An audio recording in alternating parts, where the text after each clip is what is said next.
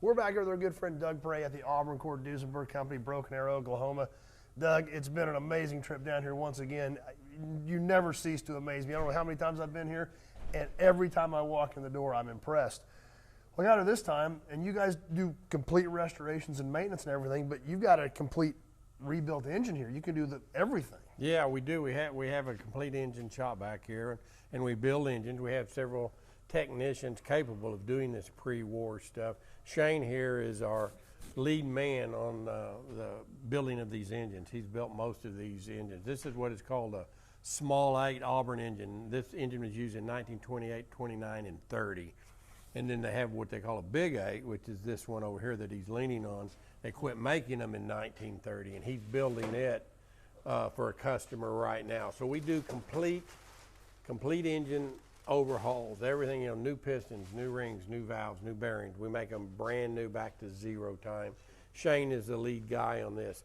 So this is one that we just finished, he just finished. We test every engine on a test stand so we can run water in it, make sure there's no leaks, check all the oil pressure. We've got the gauges to check everything out, fine tune it so when we do ship it to the customer, we know they can stick it in their car, and when their car is finished being restored, we know it will start right up and run. So Shane's going to kind of tell you and show you a little bit about this engine. He'll start it up here for you, but it's basically a straight 8. So.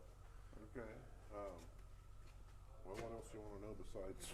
Tell them about what amazed me on this that Shane figured out is this updraft carburetor and tuning. Yeah.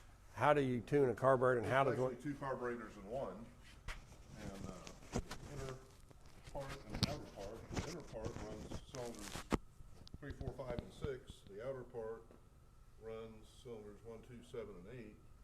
So when you tune it, you do it half at a time. So you disconnect 4 of the spark plug wires, tune it as a 4-cylinder, reverse it all, tune it as another 4-cylinder, and then when you put them both together, you've got a pretty good running carburetor at that point. Yeah, and we've seen many of these that come in and they didn't know you have to tune them 4 cylinders and 4 cylinders, and so they can never get them working right because one side may be tuned and the other side isn't. But we know exactly how to do it and make them purr. I mean, they literally will run silent, smooth as silk. They're a great engine. This same design, 1928, 29, and 30 is essentially the exact same design from 31 through 36. And in 35 and 36, they supercharged the engine like this. So the design is just, an extremely good design, straight 8 design. Is still around. And then with a supercharger on it, they're really incredible. But this is an early, we call it an early small 8, 28, 29, and 30. So, and Shane here, he knows these frontwards and backwards down to every little detail. So Shane, go ahead and start it for him. Show it to him running. Start right up. I hope. So tell them what you're doing here as far. This is ignition. Ignition on, and then the starter, and I can activate the starter here.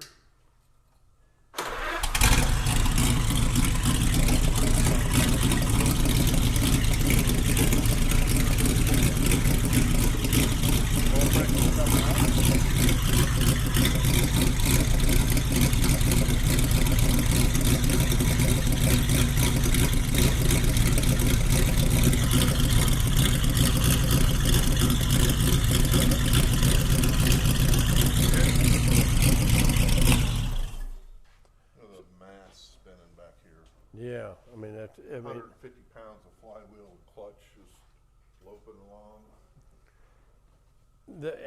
These engines were really an incredible design that has lasted, the test of time, and how good they run and how much power you can get out of them. The problem is with people with these cars these days, modern day mechanics can't work on them. They don't know anything about the carburetors or how to build an engine like this.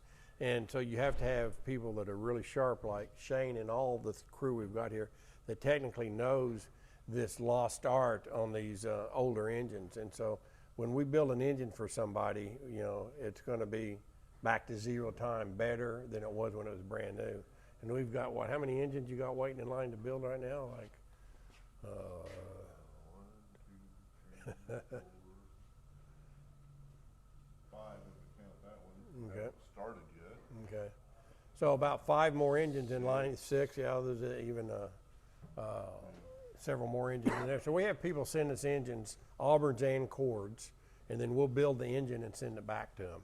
And then they don't have to worry about that part of it, and they can just do all the cosmetic work on the cars. Right, because when you build them, just like with the tuning of the carburetor on these, you have the original specs. You Right. are the factory. Right. It's here. That's why you guys know it. You've got this stand set up specifically to do these. Yeah. This is the only place where you can really get that done with that kind of expertise. I mean, there's a few guys in the country that can do it, but to do it, I mean, this is our niche, Auburn Cord Duesenberg, and we built every Lycoming. It's a Lycoming engine. Auburn owned Lycoming. And so this is a Lycoming engine. We've literally built every Lycoming engine that Lycoming built for cars from 1928 through 1936.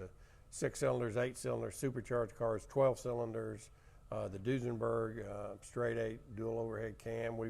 I think we've done them all. I don't know if there's. Can't think of one you haven't run through here and done. Yeah. We've done Duesenberg. we've Yeah, done yeah. Ford, Yeah, cylinder supercharged, Auburns, non, 8-cylinder Auburns, 12-cylinder Auburns. yeah, non-supercharged, supercharged cars. We've got the parts right back in the parts bins. If somebody else is building an engine, they've got to call us to hope they can get the parts for it. Where us, he just walks back there in the back and tells the parts man, "Hey, this is what I need." So, so anyway, this is what we do. This stand will hold a 12-cylinder. It will hold 8-cylinder. It will hold a 6-cylinder, and it will hold the V8 Cord engine. So we've had every one on this stand until, of course, we can cool it with the radiator, check for leaks. We've got all the gauges to check its numbers and make sure everything is going right. And then they come off of this stand and ready to ship to a customer or put in their chassis. Just another service that you guys offer here. I mean, these are such spectacular automobiles, and having the knowledge that you guys have, it just isn't out there. Well, we enjoy doing it and having people like Shane here working and building these engines for us. And, you know, between all the guys around here, they can come up with any answer on every one of these engines. And so we build a great engine. So if anybody out there does want us to build an engine, Auburn Cord Duesenberg, you know, send it to us. We can do it. Shane will get you in line, huh? Yeah, yeah. Well, once again, thanks, Doug. I appreciate it. Thanks for your time, sharing some of your knowledge with us, and showing something else that you guys do here to help keep these cars on the road. Because there is definitely a knack to what you guys know and what you're capable of doing. Just like make sure these are tuned right so when they're going down the road, people can enjoy the cars and not have problems with them. Well, it's amazing how many people will send us restored cars, and they say, "I can't make it down the driveway," and it's a restored car. So we bring them in and sort them out, sort the engines out, sort all the mechanics out, get them where the people can drive them and use them like they're supposed to be. And it's amazing how many people can't drive their cars because they really look pretty, but they don't drive good. And our big deal is to make them look pretty and drive like they're supposed to drive. So, which is super cool. Yep. So another cool thing they do here. Well, Doug, thanks again. Yep. Let's go check out some more cool stuff. Be sure to check out the full Auburn Cord Duesenberg playlist on the channel because you guys always have amazing stuff here. I'm always impressed, and it's always super cool and super fun to stop by. So let's go see if you got anything else cool to look at real quick. All right, we'll do it. Thanks.